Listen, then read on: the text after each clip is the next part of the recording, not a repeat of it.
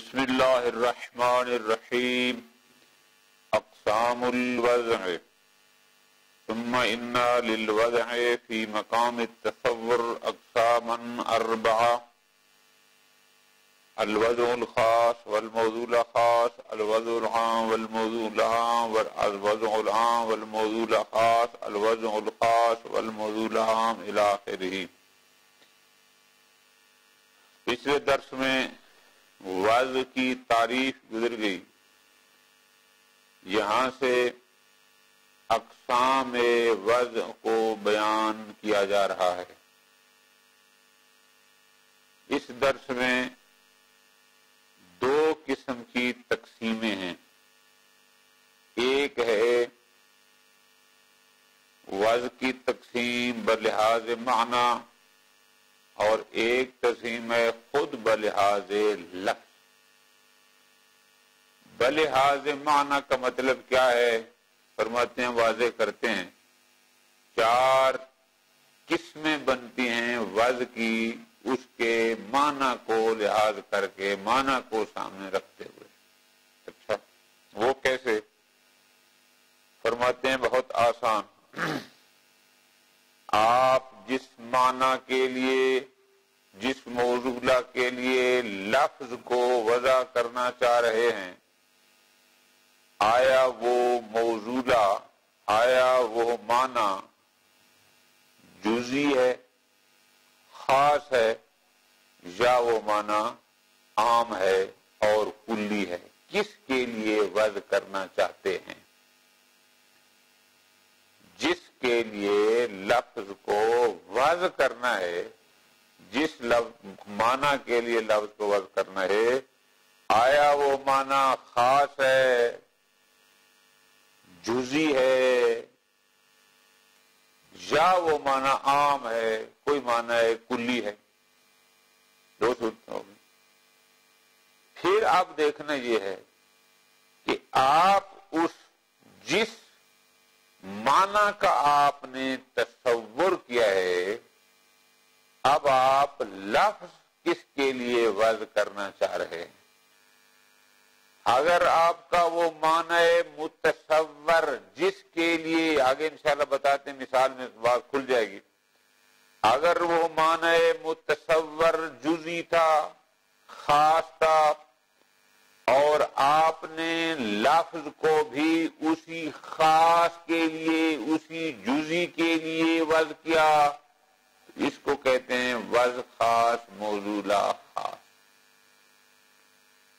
اگر آپ کا معنی متصور کلی تھا، عام تھا، آپ نے لفظ کو بھی اس معنی کلی کے لیے، اس عام کے لیے وضع کر دیا، تو اس کو کہتے ہیں کہ لفظ بھی عام اور موضوع بھی عام. وضع بھی عام، موضوع بھی عام. نمبر 3،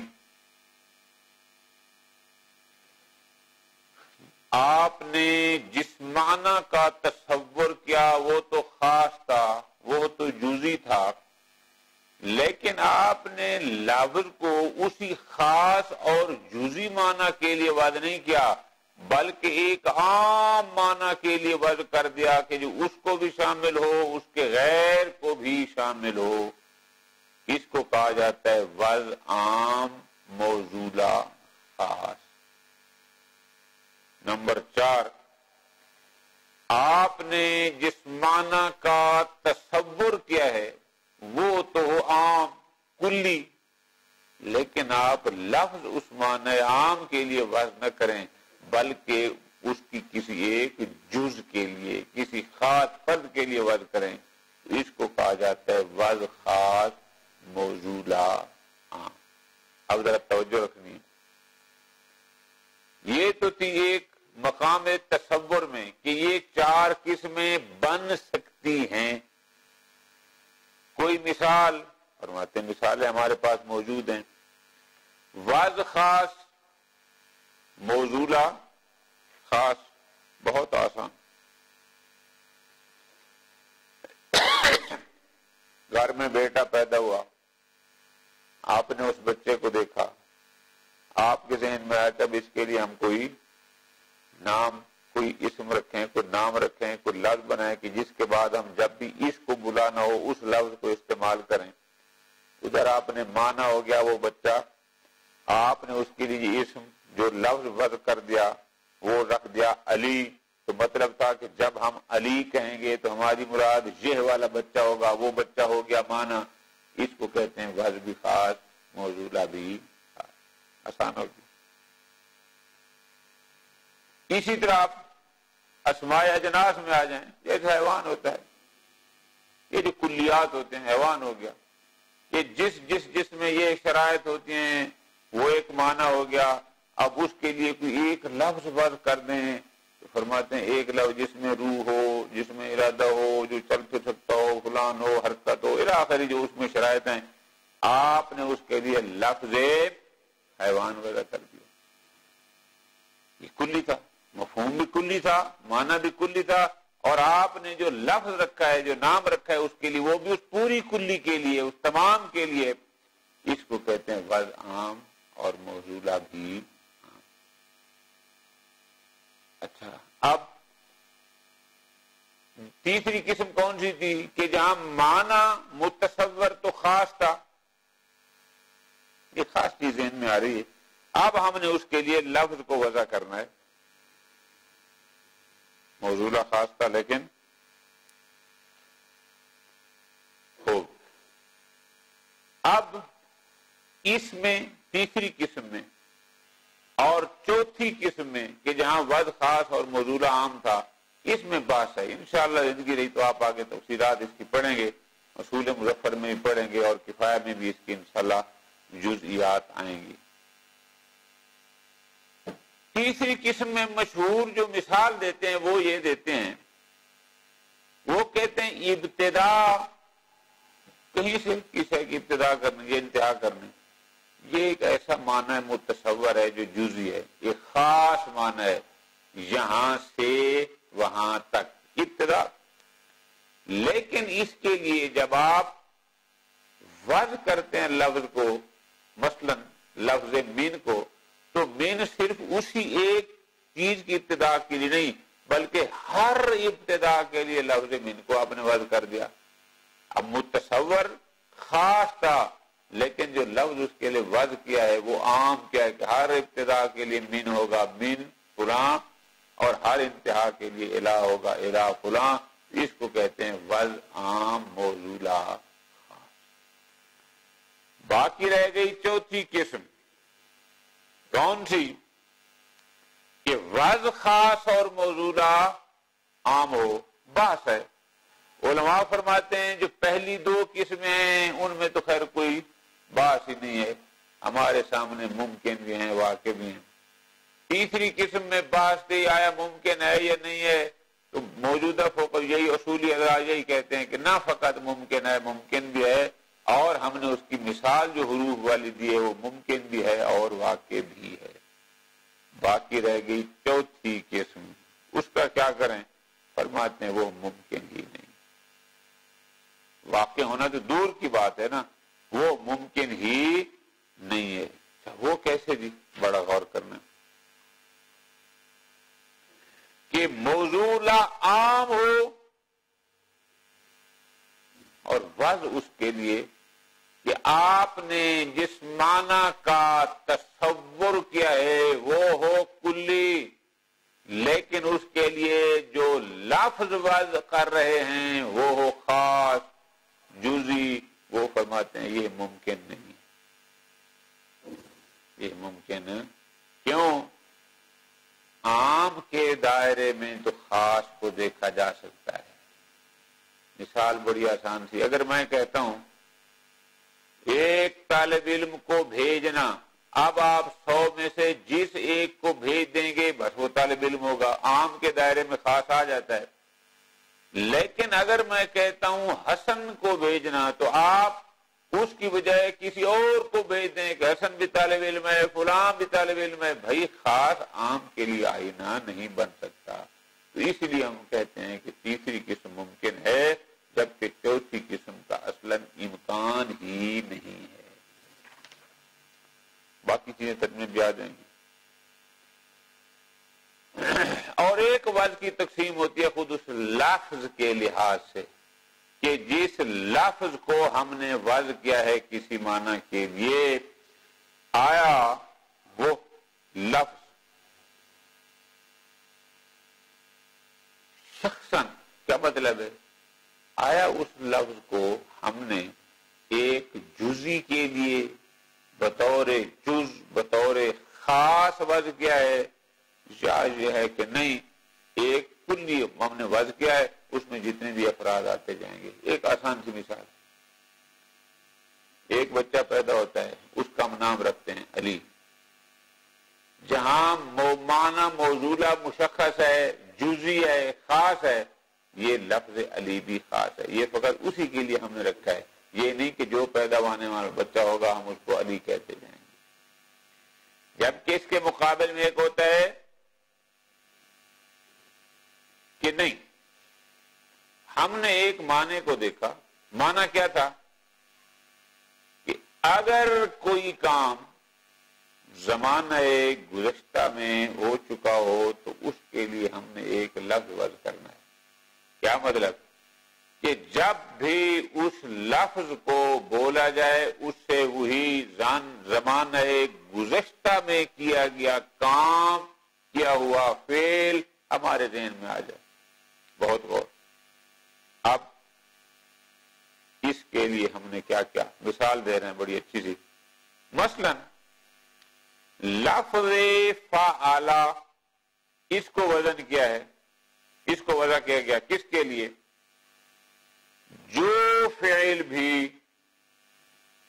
جو کام بھی زمانہ گزشتہ میں کیا گیا ہوگا اور ہم اس کے بارے میں کوئی بات کرنا چاہتے ہیں تو بس اس کو فعلا کے ذریعے، اب وہ ضرب کا فعل تھا تو ضربا کہیں گے، نصر کا تھا تو نصرا کہیں گے، علم کا تھا تو علما کہیں گے، الی آخری، جو بھی اس میں کام ہوگا وہ تو اس کے مصدر کے حوالے سے ہوگا، لیکن ہم نے ایک کل حیات کے لیے ایک وضع کر دیا۔ پہلی قسم کو کہتے ہیں وضع شخصی اور دوسری قسم کو کہتے ہیں وضع نوعی۔ یہ دو قسمیں کی آسان۔ اقسام الوضع، ثم عنا للوضع فی مقام التصور اقساما اربعہ، یہ چاروں قسمیں 100% واقع ممکن نہیں ہیں، بلکہ ہم جب تصور میں تقسیم کرتے ہیں تو اس تقسیم کے مقام پر 4 صورتیں بن سکتی ہیں۔ اب ان میں سے کون کون سی ممکن بھی ہے، واقع بھی ہے، یہ بعد میں دیکھیں گے، لیکن بن کتنی سکتی ہیں وہ 4 ہیں۔ الوضع الخاص والموضوع الخاص، الوضع العام والموضوع العام، الوضع العام والموضوع العام خاص، الوضع الخاص والموضوع العام۔ فرماتے ہیں یہ کیسے بنتی ہیں 4 تصور میں، یہ دیکھتے ہیں۔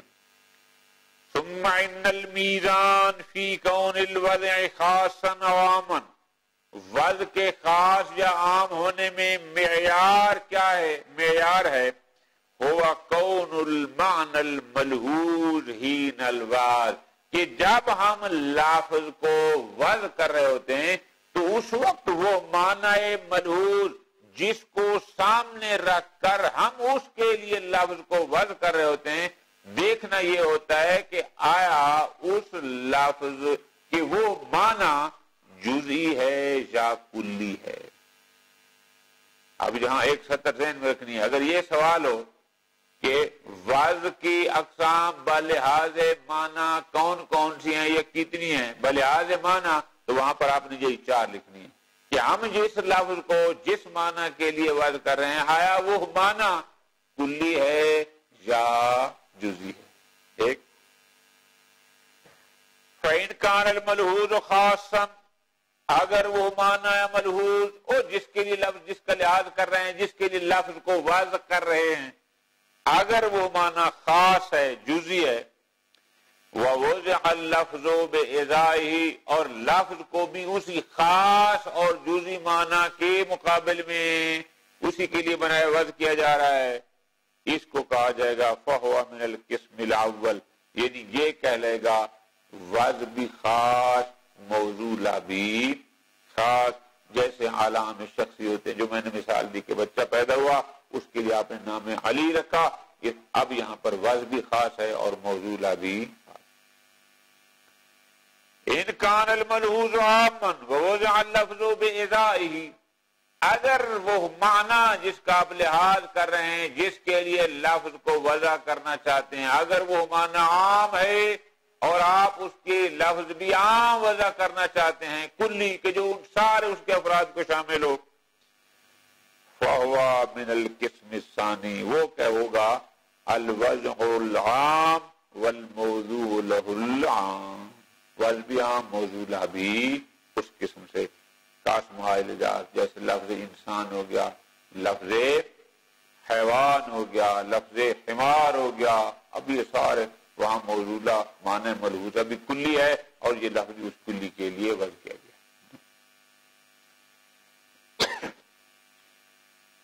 وَإِنْ كَانَ الْمَلْحُوظُ عَامًا، جس معنی کا لحاظ کر رہے ہیں، جس کو تصور کر رہے ہیں، جس کو دیکھ رہے ہیں، وہ تو ہے کلی عام، لیکن لم یوضع اللفظ بإضافه، لیکن آپ لفظ اس معنی کلی کے لیے وضع نہیں کرنا چاہتے، اس کے لیے وضع نہ کیا گیا ہو، بل وضع لمصادیق ذلک العام، بلکہ آپ لفظ کو اس عام کے کلی کے کسی مصداق کے لیے وضع کر رہے ہوتے ہیں کہ یہ بھی اس کا مصداق ہے، یہ بھی اس کا مصداق ہے۔ مثال فَهُوَ مِنَ الْقِسْمِ الثَّالِثِ، یہ کیا کہلائے گا کہ وضع عام ہے لیکن موضوع خاص، جیسے کل ادوات والحروف علی ما هو المشہور، مشہور کو کہا، چونکہ میں نے گزارش کی ہے نا اصولی میں مشہور یہ چونکہ اس میں اختلاف بھی ہے، تھوڑی سی وضاحت کر رہے ہیں، فرماتے ہیں فالواضع علی هذا القول، ہم اگر ان قول مشہور کو مان لیں کہ جو کہتے ہیں کہ حروف جتنے بھی ہیں یہ سارے وضع عام موضوع خاص میں سے ہیں، وہ کہتے ہیں کہ فالواضع علی هذا القول، ان کی ترتیب کے مطابق واضح نے تصور مفہوم الابتداء والانتہاء، اس نے ایک مفہوم ابتدا کو کہ جو بھی کام ہو کچھ بھی ہو اس کی کہیں سے کوئی ابتدا ہوتی ہے اور کہیں جا کر انتہا ہوتی ہے، کہیں وہ شروع ہوتا ہے اور کہیں ختم ہوتا ہے، شروع ہونا اور ختم ہونا یہ ایک مفہوم کلی ہے۔ ثم وضع لفظ من، پھر اس واضح نے لفظ من کو اس کے مصداق ابتدا کے لیے اور لفظ الہ کو اس کے مصداق کے انتہا کے لیے، یعنی مصادی کے جزئیہ کے لیے وضع کیا، اور انہی کو کہا جاتا ہے معانی حرفیہ، اور یہ ہو جائے گی وضع عام اور موضوع۔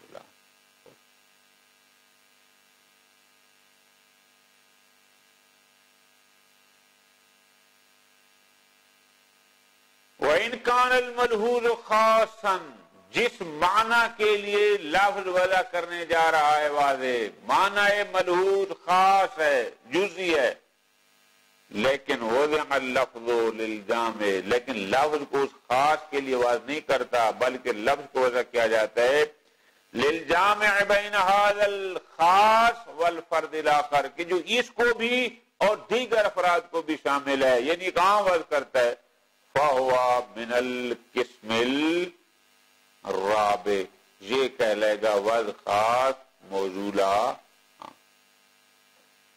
المعروف امکان الاولین، مشہور یہ ہے کہ پہلی اور دوسری صورت ممکن بھی ہیں، وَوُقُوعُهُمَا فِي عَالَمِ الْوَضْعِ، اور واقع بھی ہیں، ہمارے سامنے علام شخصیہ کی مثال بھی، اجناس کی مثال بھی۔ وَإِمْكَانُ الثَّالِثِ، جہاں تک تیسری ہے اس کے بارے میں مشہور تو یہ ہے کہ یہ ممکن تو ہے، اس میں اس کے امکان میں کوئی اختلاف نہیں ہے، انما البحث فی وقوعہ، لیکن بحث یہ ہے کہ آیا مرحلہ امکان کے بعد یہ قسم ثالث مرحلہ وقوع میں داخل ہوئی، آیا صرف ممکن ہے یا خارج میں واقع بھی ہوئی ہے، وجود بھی رکھتی ہے؟ وَقَدْ عَرَفْتَ أَنَّ الْوَضْعَ فِي الْحُرُوفِ مِنْ هَذَا الْقَبِيلِ شیخ جعفر دام ظلہ فرماتے ہیں کہ ہم نے مثال دی ہے کہ یہ صرف ممکن نہیں واقع بھی ہے، اور اس کی مثال وہی وضع حروف والی ہے جہاں ہم نے کہا ہے کہ وضع عام ہے اور موضوع انما الکلام. اب تین کلیئر ہو گئی، پہلی دو ممکن بھی ہیں خارج میں واقع بھی ہیں، تیسری ممکن ہونے میں اختلاف نہیں تھا لیکن اس کے واقع ہونے میں اختلاف تھا. ان کے نزدیک یہ فرماتے ہیں وہ صرف ممکن نہیں بلکہ واقع بھی ہے، اور اس کی مثال ہیں وہی وضع فی الحروف. انما الکلام فی امکان الرابع. جہاں تک بات چوتھی کی ہے، چوتھی میں اس کا خارج میں واقع ہونا تو دور کی بات، اصلاً اس کے ممکن ہونے میں بھی بحث ہے کہ آیا ایسی صورت ممکن بھی ہے یا ممکن نہیں ہے. فالمشہور استحالۃ الرابع. اصولیوں میں جو معروف ہے، مشہور ہے، وہ یہ ہے کہ چوتھی قسم اصلاً واقع تو دور کی بات ہے، یہ محال ہے، یہ ممکن ہی نہیں ہے. فَيَقَعُ الْكَلَامُ فِي مَا هُوَ الْفَرْقُ بَيْنَ الثَّالِثِ حَيْثُ قِيلَ بِإِمْكَانِهِ وَالرَّابِعِ حَيْثُ قِيلَ بِإِمْتِنَاعِهِ. اب یہاں سوال ہوگا، سوال کیا ہوگا کہ تیسری قسم کو آپ نے ممکن قرار دیا بلکہ ایک قدم آگے بڑھ کے وقوع کی بات بھی کر دی، جبکہ چوتھی قسم آپ کہتے ہیں کہ یہ محال ہے، یہ ممکن ہی نہیں. آخر ان دونوں کے درمیان فرق کیوں ہے؟ سوال کیوں ہوگا؟ کیونکہ تیسری اور چوتھی دونوں ایک جیسی ہیں. تیسری میں بھی جس معنی کا لحاظ کیا گیا تھا وضع اس کے لیے نہ ہوا بلکہ اس کے اور کے لیے ہوا.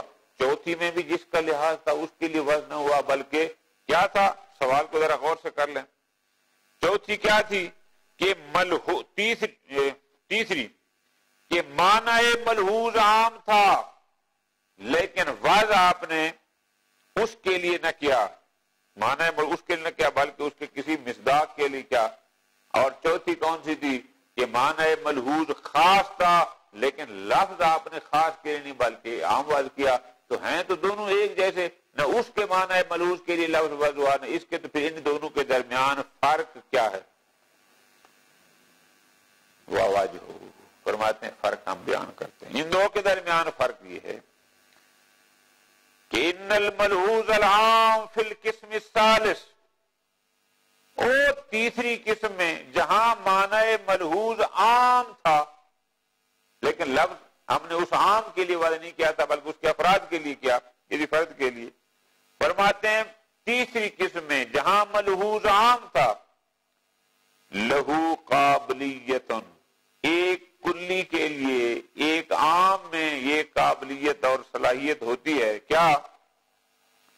لہو قابلیت الحکایہ عن مصادیق ہی و جزیات، کہ کلی اپنی جزیات اور عام اپنے مصادیق کی حکایت کر سکے، ان کو بیان کر سکتا ہے. کلی کے ضمن میں جزیات ساری آ جاتی ہیں.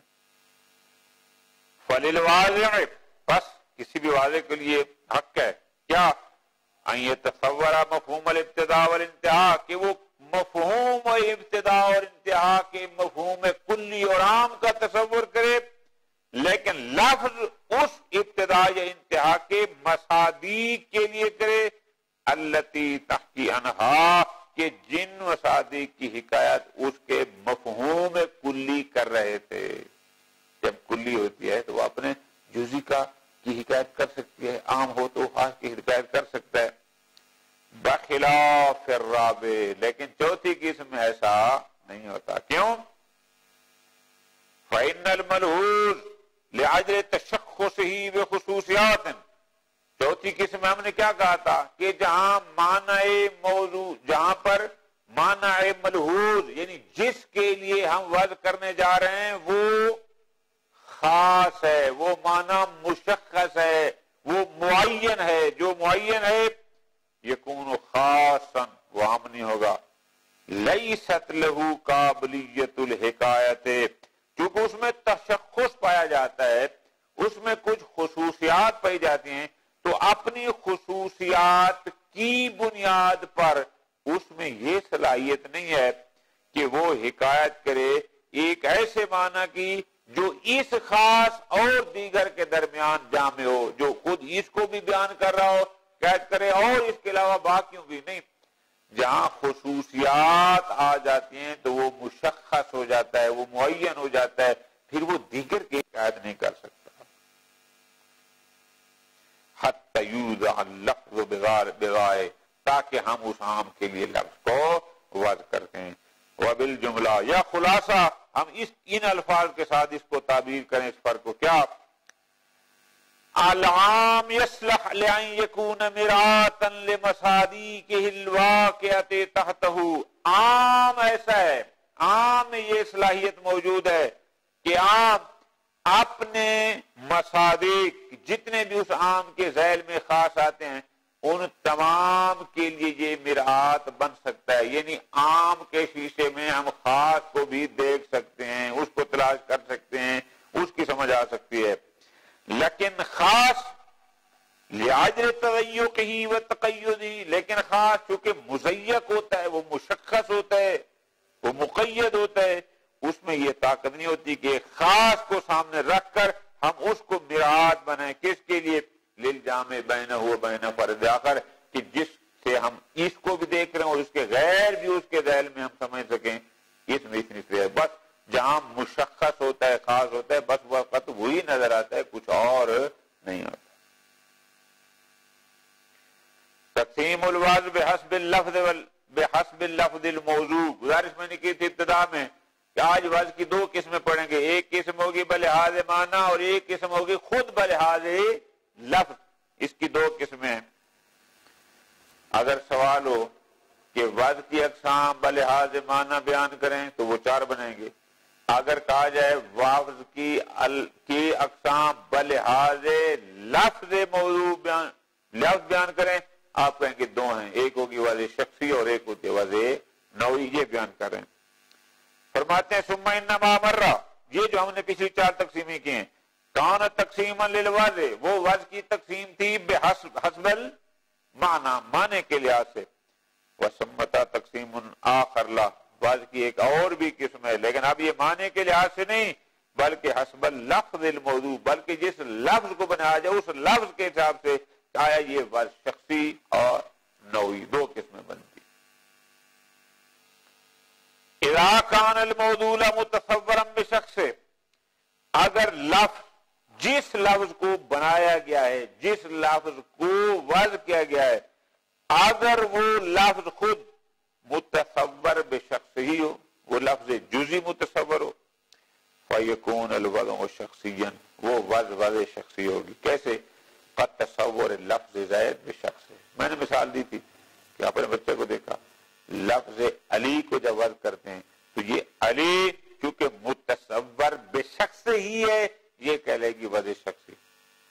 اما اذا کان متصورا بوجہہ وعنوان، لیکن اگر آپ جس لفظ کو وضع کر رہے ہیں وہ شخصاً متصور نہیں بلکہ ایک بے وجہ و عنوان کے لحاظ ہے کہ جو اس عنوان کے لیے ہوگا اس کے لیے یہ وضع، کہ وہ شخصاً لفظ ہمارا متصور نہیں ہے، اس کو کہتے ہیں وضع نوعی۔ مثال دے رہے ہیں سمجھانے کے لیے،